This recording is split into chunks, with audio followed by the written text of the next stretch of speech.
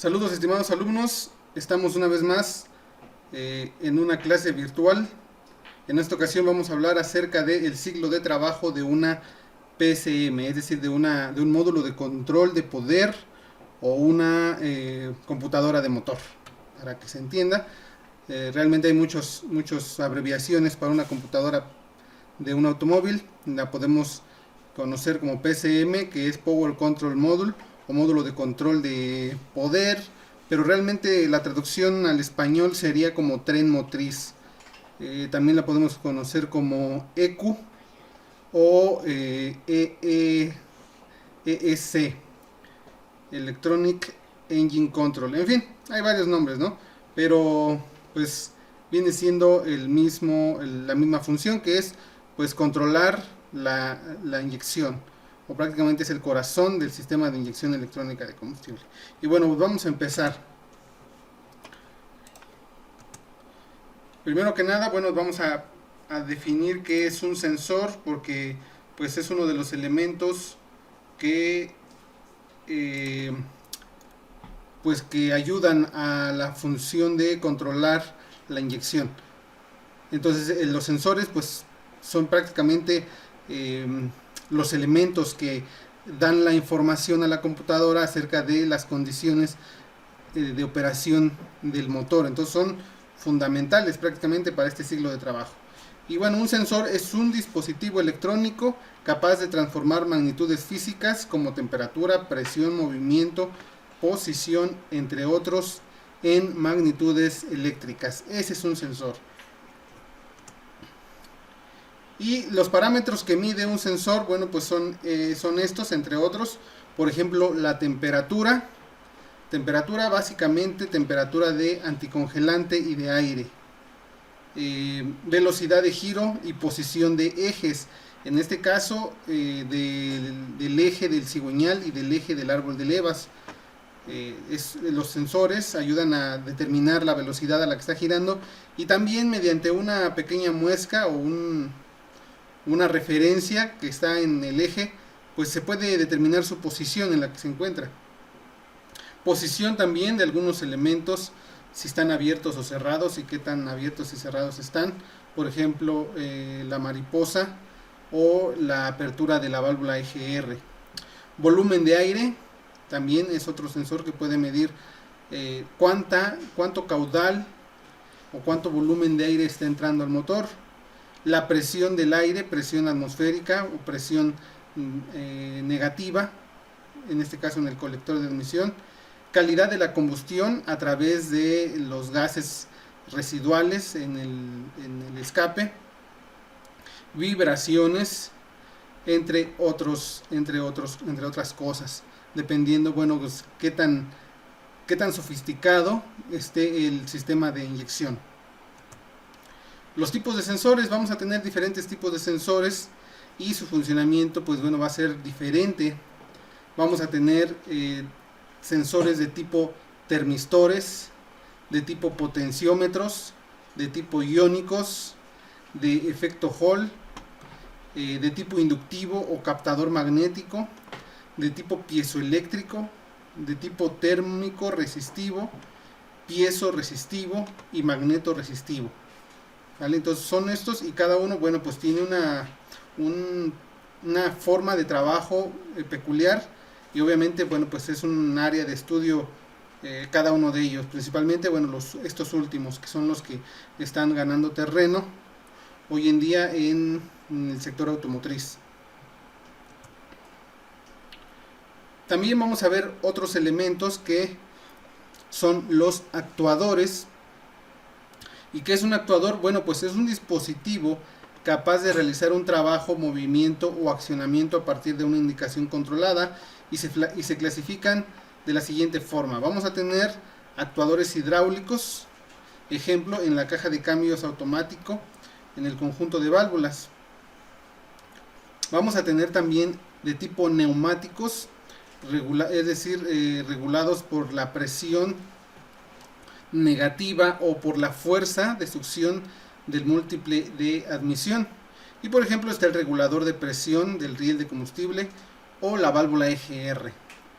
y vamos a tener de tipo eléctricos, que van a ser básicamente por solenoides y relevadores, como la bomba de combustible y ventiladores. Entonces, en actuadores vamos a tener de varios tipos, y obviamente los actuadores pues también juegan un papel importantísimo en el ciclo de trabajo de la computadora. Actuadores principales, bueno pues obviamente el actuador primordial o el actuador por excelencia y de los primeros que se incorporaron fue el inyector. Prácticamente la computadora hace dos cosas, o fue diseñada en un principio para hacer una cosa, que fue controlar la cantidad de inyección. Entonces obviamente el inyector, bueno, ese fue el de los primeros actuadores, o el primer actuador digamos primordial para el funcionamiento del sistema de inyección electrónica. Entonces el inyector, bueno, pues es el número uno de los actuadores.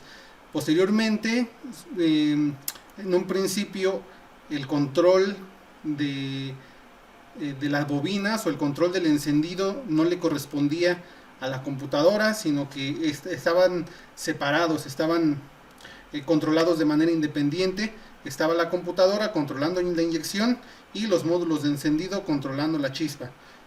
Posteriormente los incluyeron en una sola computadora, tanto el control del encendido como el de la inyección, y entonces ahora las bobinas pues pasan a ser el segundo elemento primordial, o el segundo elemento de control de actuadores por excelencia después de los inyectores.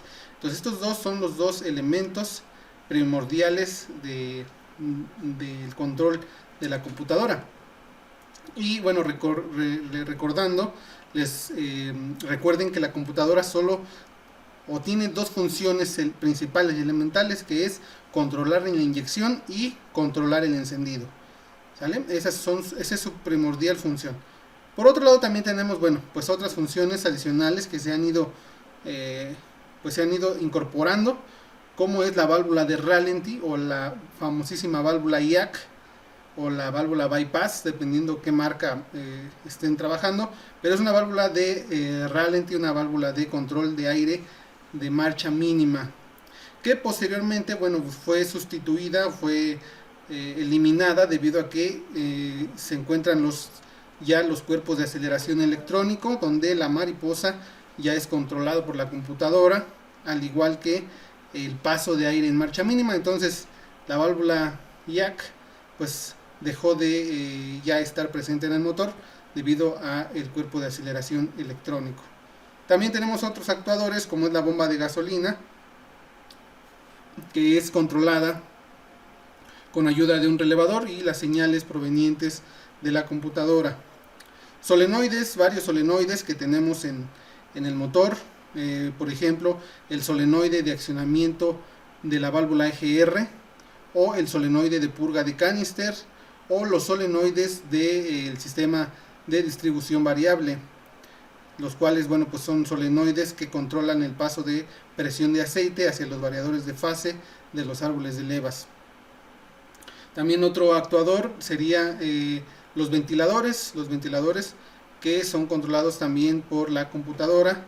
Y por último, indicadores de tablero, indicadores de estados de situaciones, como el EPC, como el check engine, como algunos otros elementos que tenemos como indicadores en el tablero, y que nos indican pues las condiciones o estados del motor.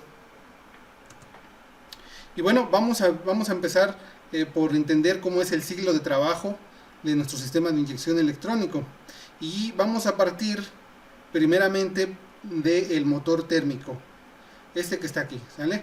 El motor térmico, bueno, pues sabemos que un motor de combustión interna es un conjunto de elementos eléctricos, electrónicos, mecánicos, que su función va a ser transformar la energía química contenida en la gasolina en energía mecánica para producir un trabajo, o para realizar un trabajo. Entonces, bueno, pues esta es la función primordial del motor, y en un principio, bueno, pues todo era mecánico. Posteriormente, con las necesidades de reducir las emisiones contaminantes, se incorpora la electrónica, le incorporan muchos aditamentos electrónicos con la intención de reducir las emisiones contaminantes y como resultado pues aumenta la eficiencia del combustible y la potencia de los motores. Y bueno, primeramente tenemos el motor térmico, que es toda la parte mecánica, pistones, bielas, cigüeñal, válvulas, cabeza, conjunto valvular, en fin, todos esos elementos mecánicos, todos los fierros que componen a nuestro motor. Y primeramente tenemos de este lado los sensores, ¿sale? Aquí es donde comienza el ciclo. Los sensores determinan el estado en el que se encuentra el motor. Por ejemplo, determinan la temperatura a la que se encuentra el motor, suponiendo un arranque en frío, suponiendo que encendemos el motor por las mañanas. Bueno, pues el motor está frío a temperatura ambiente, posiblemente a unos 5 o 3 grados centígrados. Bueno, pues el sensor de temperatura va a determinar esa temperatura tanto del aire como del anticongelante. Va a determinar si el cigüeñal está girando o no está girando. Es decir, va en menos de en este caso en cuestión de milisegundos, todos los sensores hacen un muestreo, una lectura general del estado del motor, y los sensores mandan las señales o mandan mandan esas condiciones o estados en el que está el motor a través de voltajes, a través de cables, a través de voltajes, lo mandan a la computadora. La computadora inmediatamente interpreta esas señales, esos voltajes, tiene en su memoria de procesamiento ya una base de datos con la cual compara y determina, en este caso, si ponemos a andar el motor, por ejemplo, se pone a andar el motor en un arranque en frío, el sensor de temperatura del anticongelante va a enviar un voltaje alto. ¿Cuánto? Suponiendo 3.5 volts de corriente directa, 3.5 volts a la computadora. La computadora interpreta esa señal de 3.5 volts como una temperatura fría, ¿sale? Entonces determina y se entera de que el motor está frío debido a ese alto voltaje del sensor de temperatura, y manda ahora una indicación a través de su programación y su sistema de control de potencia y de sus transistores de potencia, manda indicación a los inyectores y digamos que a través de un voltaje, en este caso de 12 volts, suponiendo que estos inyectores a temperatura normal de operación, que es a 100 grados centígrados, pero ahorita el motor está a 5 grados, es decir, está frío, y estos inyectores a temperatura normal de 100 grados centígrados inyectan alrededor de 2 milisegundos, o se le aplica 12 volts a estos inyectores por 2 milisegundos. Lo que va a hacer la computadora es que ahora le va a proporcionar esos 12 volts, pero por 6 u 8 milisegundos. Es decir, va a darle más tiempo para que el inyector inyecte más cantidad de combustible. Y en primera, bueno, pues arranque, funcione, y ese enriquecimiento de mezcla pueda calentar rápidamente nuestro motor. Al igual que manda una señal a la válvula jack o al cuerpo de aceleración electrónico para que deje pasar más aire de lo normal en un arranque en frío. Más aire de lo normal, acelerando ligeramente el vehículo. Por eso es que notamos en varios vehículos que en los arranques en frío o al momento de arrancarlo se acelera y se suben las RPMs a 1200 RPMs, pero en cuestión de segundos bajan sus revoluciones porque está entrando en modo cerrado, o se está calentando el motor, y obviamente pues el sensor de temperatura va detectando que el motor se va calentando. Entonces, si tenía 3.5 volts con el motor frío, pues conforme se va calentando, pues ese voltaje va a ir bajando. Va a ir bajando a 3 volts, a 2.5, a 2, hasta llegar a 1 volt. Y digamos que dependiendo el tipo de vehículo, pues vamos a llegar a 100 grados centígrados, alrededor de los 0.5 volts, 0.6, 0.7 volts, dependiendo cómo esté programado su temperatura de ese motor.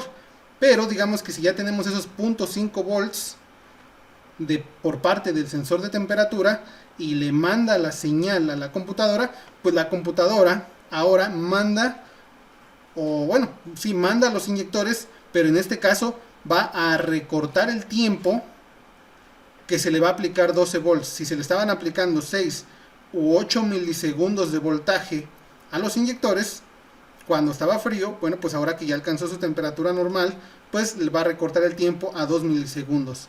2 milisegundos de voltaje que se le aplican a los inyectores y inmediatamente se acorta la entrega de combustible. Obviamente, bueno, pues ya el motor está a su temperatura ideal y bueno, no necesita tanto combustible.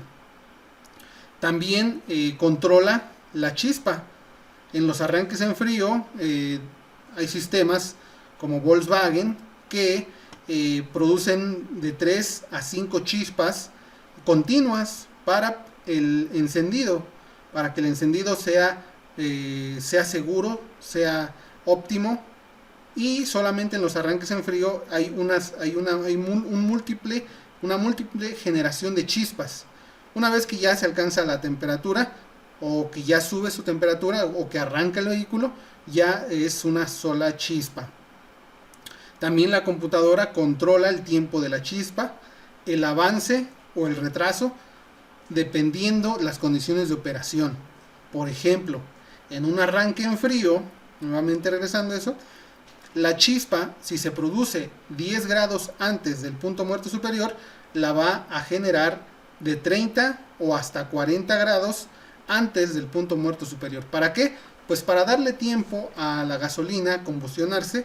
Entonces, además de que la adelanta a 40 grados antes, también genera más de una chispa, es decir, genera 3 a 5 chispas continuas para que se pueda encender la mezcla. Una vez que ya se ha encendido, bueno, pues ya es una chispa simple.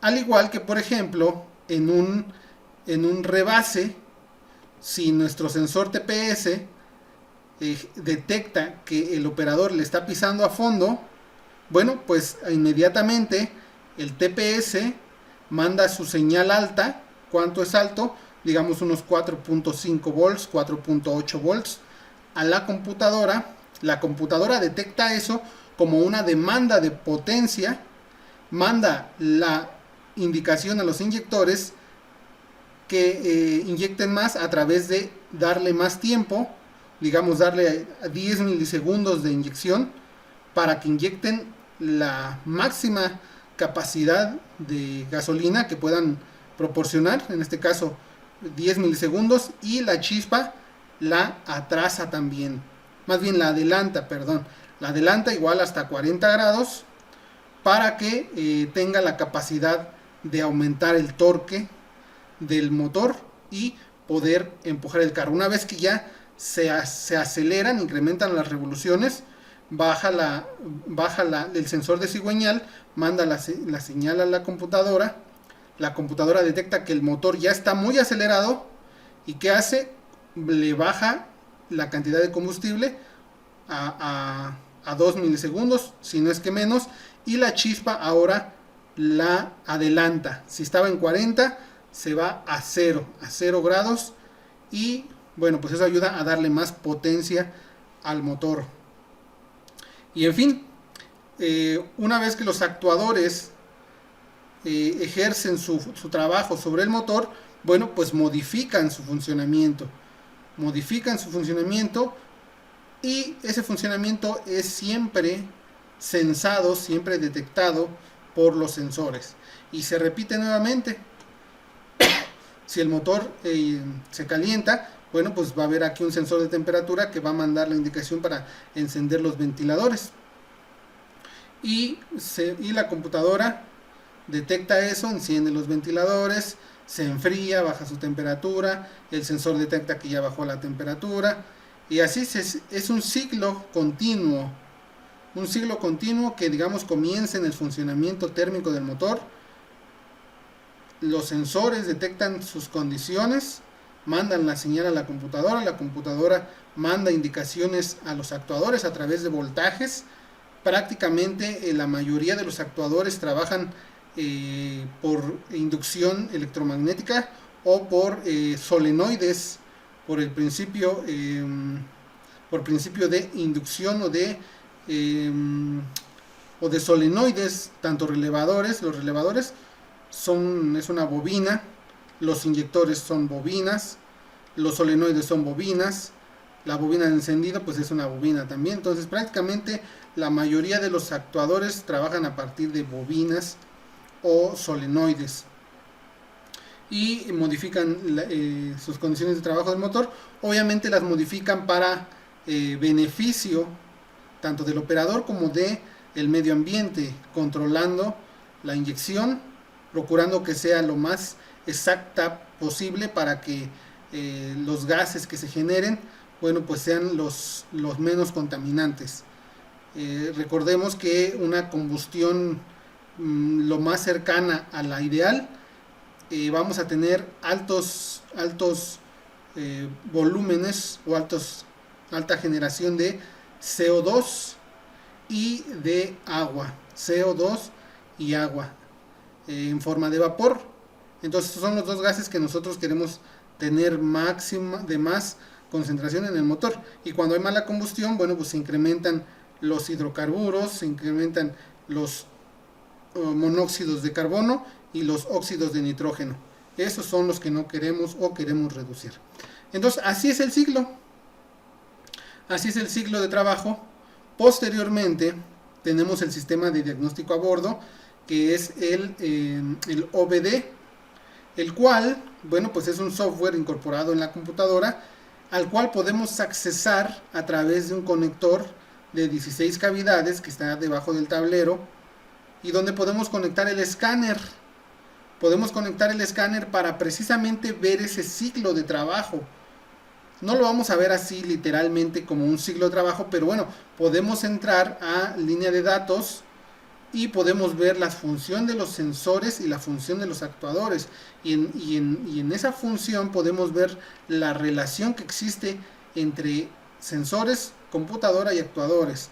Podemos acelerar el vehículo, ver las revoluciones, ver la temperatura, ver el tiempo de inyección, ver el avance de chispa, ver si existe alguna anomalía o ver el comportamiento de cada uno de los sensores y también de los actuadores. Y podemos también activar, de hecho, activar o desactivar inyectores, desactivar bobinas, activar ventiladores, activar varios actuadores para, digamos, hacer pruebas en el vehículo. Y entonces el conector de diagnóstico cierra este ciclo, porque esta información siempre va a estar disponible en el conector, dependiendo pues qué protocolo cuente el vehículo, pero esa información va a estar ahí presente siempre. Basta con tener nosotros un escáner, conectarlo, encender el vehículo, ponerlo en marcha y bueno, pues entrar al modo de diagnóstico de datos en vivo o data stream, para poder visualizar su funcionamiento de los sensores. Ahora les voy a describir, digamos, de manera gráfica, la ubicación de los sensores y bueno, y de los actuadores. Y yo siempre me gusta enseñarle a los alumnos la posición de los sensores o el orden de los sensores, digamos, desde el punto de vista de la entrada del aire al motor hasta la salida. En este caso, aquí donde está esa flechita, es donde tenemos la entrada de aire para nuestro motor. Entonces aquí entra el aire, llega a la cámara de combustión, se mezcla con la gasolina, explota genera la fuerza y es evacuada por la válvula de escape y sale hacia el exterior. En este sentido vamos a ver los sensores y posteriormente veremos los actuadores. Entonces, esta imagen carece de algunos sensores porque pues no vienen aquí, ¿no? Pero, y realmente a lo mejor se preguntarán, oiga, profesor, ¿y todos los vehículos cuentan con los mismos sensores o todos los vehículos cuentan con el mismo sistema de inyección? La respuesta es no. Hay motores que cuentan con muy pocos sensores y hay motores que son más sofisticados, que son, digamos, motores para vehículos de gama media o gama alta, los cuales tienen más sensores. Por así decirlo, hay motores para vehículos para pobres y vehículos para ricos. Los vehículos, digamos, los vehículos baratos, pues son más sencillos, son más austeros, no tienen tanto control, no tienen tantos sensores, son más sencillos, entonces no controlan tanto su sistema de inyección, mientras que un motor para un vehículo de gama alta, bueno, pues tiene más instrumentación, está más instrumentado, tiene más sensores para hacerlo más eficiente. Obviamente hay una diferencia pues grande de precios entre un auto de alta gama y uno de baja gama. Entonces realmente pues hay para todas las condiciones económicas. Entonces pues lo que están dispuestos a pagar, pues hay carros sencillos y hay carros sofisticados. Y los sistemas de inyección lo mismo, ¿no? Hay sistemas de inyección muy sofisticados, muy sofisticados sería la palabra correcta, y hay sistemas de inyección muy sencillos. Por ejemplo, un sistema de inyección muy sencillo pues podría ser el de un Chevy, el de un Pointer, el de un Tsuru, el de un hasta de un Neón, por ejemplo. Pero si nos vamos ya a autos de mayor gama, por ejemplo un Bora de Volkswagen, bueno, pues ya tiene más sensores, o un Jetta, por ejemplo. Si comparamos el sistema de inyección de un Pointer a un Jetta, bueno, pues ahí hay mucha diferencia. También, por ejemplo, de un Ford Fiesta a un Ford Focus o un Fusion, ¿no? Un Fusion, que es un auto de gama media. Bueno, pues ya es muy diferente su estructura de sistema de inyección. Ahora, bueno, vamos a empezar aquí. Aquí básicamente en la entrada de aire, el primer sensor que nos vamos a encontrar va a ser el MAF, el sensor MAF con F, que es el sensor de flujo de masa de aire, que mide la cantidad de aire que entra al motor. Entonces básicamente va a ser el primero. También vamos a encontrar aquí el sensor IAT, el sensor de temperatura de temperatura del aire, sensor de temperatura del aire, el cual siempre está en la manguera que va hacia el cuerpo de aceleración, o también lo tenemos montado en el múltiple de admisión. Y de hecho hay vehículos que el sensor de temperatura viene junto con el MAF o viene junto con el MAP. Entonces como que son dos sensores en uno, sensor de temperatura y sensor de presión absoluta, o viene con el MAF. Entonces ahí es ya digamos capacidad del técnico de determinar si el sensor es sencillo o es doble. Pero bueno, primero tenemos el MAF, después el IAT, sensor de temperatura del aire. Posteriormente tenemos el TPS. Aquí tenemos la mariposa del acelerador y aquí está el TPS, Total Position Sensor, el TPS, el cual mide la posición, el porcentaje de apertura de la mariposa, qué tan abierta está, o en otras palabras, qué tanto le estamos pisando al acelerador, para determinar pues la inyección. Tenemos aquí, otro punto que es muy importante. Se preguntarán, bueno, por qué les interesa mucho el aire, ¿no? Por ejemplo, el que sigue es el MAP, sensor de presión absoluta del múltiple de admisión. Es decir, la presión que se está generando aquí y obviamente la que también se encuentra afuera. Porque una vez que se abre esta mariposa, una vez que está abierta, bueno, pues la presión se iguala al exterior y entonces pues la presión atmosférica es muy importante para la combustión de los motores. Y como les decía, la pregunta es, ¿por qué les interesa tanto el aire? Bueno, la respuesta es porque la computadora, esta que está acá, necesita datos, necesita información de cuánto aire está teniendo, de las condiciones del aire, para que ella pueda determinar cuánto oxígeno está entrando. Recuerden que del aire que respiramos, del aire que le entra aquí, solo el 21% es oxígeno, que es realmente lo que le va a dar la potencia a mi motor, porque ese oxígeno se va a mezclar con la gasolina, con los hidrocarburos. Entonces, la computadora necesita saber cuánto oxígeno le está entrando al motor y necesita saberlo, y para eso, bueno, pues el MAF le va a decir cuántos gramos por segundo están entrando, cuánto caudal, cuánto le está entrando, y la computadora va a decir, ok, está entrando tanto aire, perfecto. Pero también necesita la temperatura del aire. ¿Por qué? Porque un aire caliente es menos denso, un aire frío es más denso. Si es más denso, contiene más oxígeno. Si es menos denso, contiene menos oxígeno. Por eso es que también le interesa saber su temperatura. Pero no nada más la cantidad y su temperatura, sino la presión atmosférica a la que está entrando. Porque dependiendo de la altitud a la que nos encontremos, también va a ser más oxígeno o menos oxígeno. A nivel del mar, la presión atmosférica es mayor y la cantidad de oxígeno es mayor. A mayor altura, menor presión atmosférica y obviamente menor concentración de oxígeno. Entonces, eso también le interesa a la computadora. Y también, bueno, pues qué tanto le estamos acelerando, qué tanta demanda le estamos exigiendo al motor. Por ejemplo, en un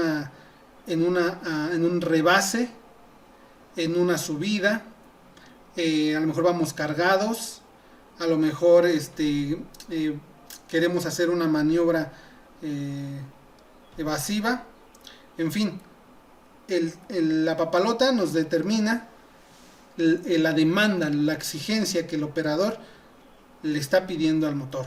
Entonces, debido a eso, la computadora necesita saber cuánto aire, las condiciones y características en las que está entrando ese aire, para determinar la cantidad de gasolina adecuada para esa cantidad de aire que está entrando. Porque solo con estos datos la computadora va a decir, ok, tengo tanto aire en tales condiciones, entonces le corresponde tanta gasolina, en base a su programación y en base a la regla estequiométrica que dice que necesitamos 14.7 kilogramos de aire o gramos de aire por gramo de combustible. Es decir, necesitamos 14.7 veces más aire que combustible. O por cada gota de combustible necesitamos por cada gramo de combustible 14.7 gramos de aire. Entonces, en base a eso, la computadora determina cuánta inyección, cuánto tiempo de voltaje le voy a aplicar al inyector para que deje pasar tanta gasolina y se cumpla esa regla estequiométrica y tenga yo una combustión lo más cercana a la ideal, lo más cercano a la perfecta, y las emisiones contaminantes sean lo más bajo posible. En este caso, que se genere la menor cantidad de hidrocarburos, que es gasolina que no se quemó, que es monóxido de carbono, que es mezcla aire-combustible parcialmente quemada, y que no se generen óxidos de nitrógeno, que son, en este caso, si son en mezclas pobres o está a altas temperaturas la cámara, está muy caliente, pues voy a generar NOxes. La idea es generar esos 3 gases lo menos que se pueda y generar 2 gases que son los que me interesa generar más. ¿Cuáles? Bueno, pues son los dióxido de carbono, CO2, y agua en forma de vapor. Esos 2 gases sí me interesa generar más. Por eso es que en el escape tenemos, pues vemos que hay gotitas, ¿no? Que siempre como que están saliendo gotitas, y eso es porque en el tubo se condensa, y obviamente a la salida pues sale, ya no sale en forma de vapor, sino sale ya como gotas de agua. Por eso es que también se pica el escape. Pero bueno, ese es otro punto. Por eso es importante que estos sensores de aire siempre estén proporcionando información a la computadora. Seguimos.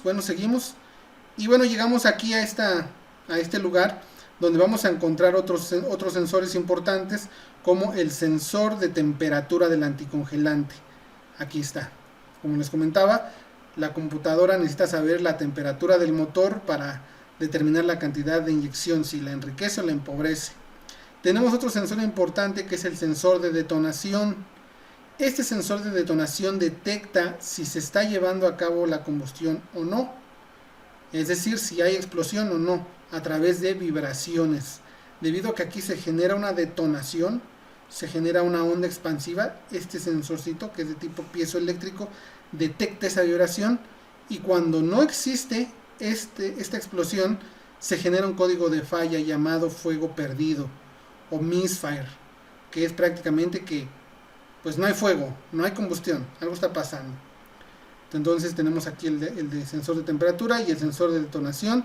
Tenemos otros 2 sensores importantísimos, que es el sensor de posición del cigüeñal, que va a detectar la velocidad a la que gira y la posición gracias a esta referencia, que digamos es una sección de vamos a llamarlo un engrane dentado o un disco reductor, el cual carece de ciertos dientes, los cuales pues estos ayuda a que la computadora tome como referencia cuántas vueltas va dando, ¿no? Y cada diente tiene cierto valor en grados para la computadora, y en base a eso la computadora puede determinar a cuántos grados se encuentra el pistón, y obviamente puede determinar el tiempo de inyección y el tiempo de encendido gracias a este sensor y a este disco dentado, que prácticamente pues es un dispositivo que le está diciendo a la computadora en todo momento en qué posición se encuentra el pistón número 1. Y bueno, dirás, bueno, ¿y los demás? Los demás son determinados por secuencia. Recuerden que cada 180 grados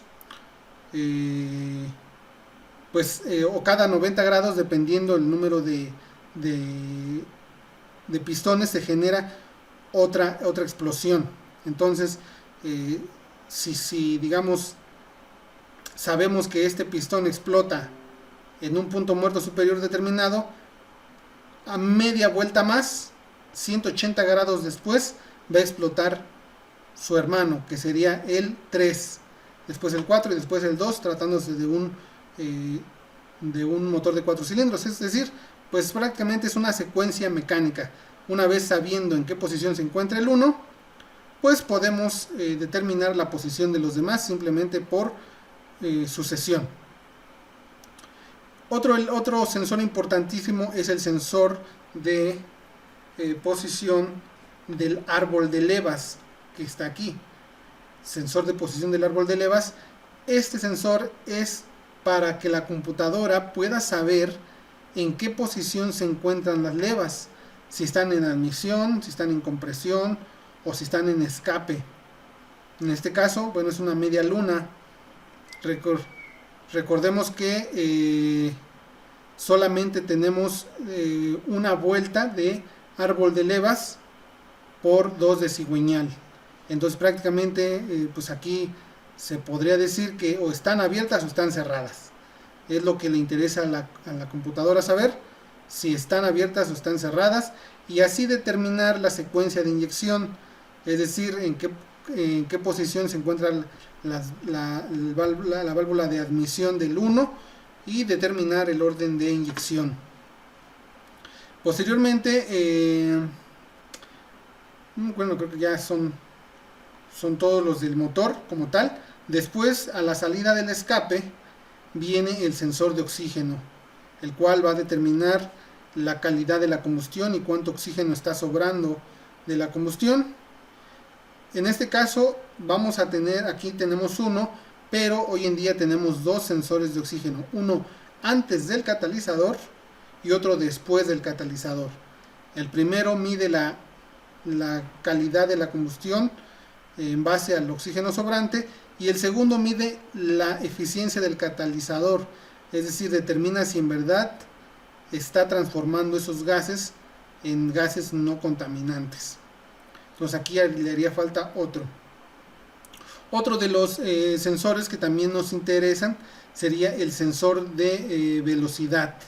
El sensor de velocidad del vehículo, el cual va en el eje de salida de nuestra transmisión, para determinar la velocidad del vehículo y también determinar, bueno, pues la cantidad de inyección, para determinar básicamente la carga del vehículo, cómo va de velocidad respecto a lo que le estamos exigiendo. Y bueno, pues creo que esos serían todos los sensores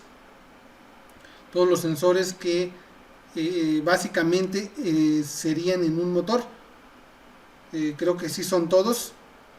Ahora vamos con los actuadores. Primero que nada, bueno, pues como les decía, tenemos el inyector. Aquí está, controlado por la computadora. Aquí tenemos una línea que viene de la computadora. Obviamente aquí también se complementa con el sistema de inyección, el cual es la bomba de gasolina, la cual es controlada también por la computadora. La bomba de gasolina manda gasolina a presión, pasa por el filtro y le llega al riel de inyección, y aquí es donde se inyecta. Después tenemos el paquete de bobinas, que aquí está, que es el conjunto de bobinas, las cuales también son controlados por la computadora y que van a producir la chispa. Va a ser controlada y la computadora va a determinar en qué momento y cuánto avance le va a proporcionar a la chispa. Después vamos a tener los solenoides de purga de canister, por ejemplo este, el cual es un solenoide que va a dejar pasar la fuerza de succión hacia el bote de carbón activo para jalar los gases que se han producido en el tanque de gasolina. También vamos a tener otros solenoides, como el solenoide de accionamiento de la válvula EGR. Vamos a tener los ventiladores, vamos a tener las válvulas de variación de tiempo de los árboles de levas, los testigos del tablero, en fin, más otros actuadores. Y bueno, pues creo que ha sido todo. Posteriormente vamos a ver ya a profundidad cada uno de los sensores. En esta primera clase, bueno, pues les quise explicar cómo es el ciclo de trabajo. Y bueno, pues esto ha sido todo en la clase de hoy. Nos vemos la próxima y vamos a seguir viendo los sensores a profundidad, pero ya uno por uno. Entonces, esto ha sido todo. Nos vemos en la siguiente clase. Gracias.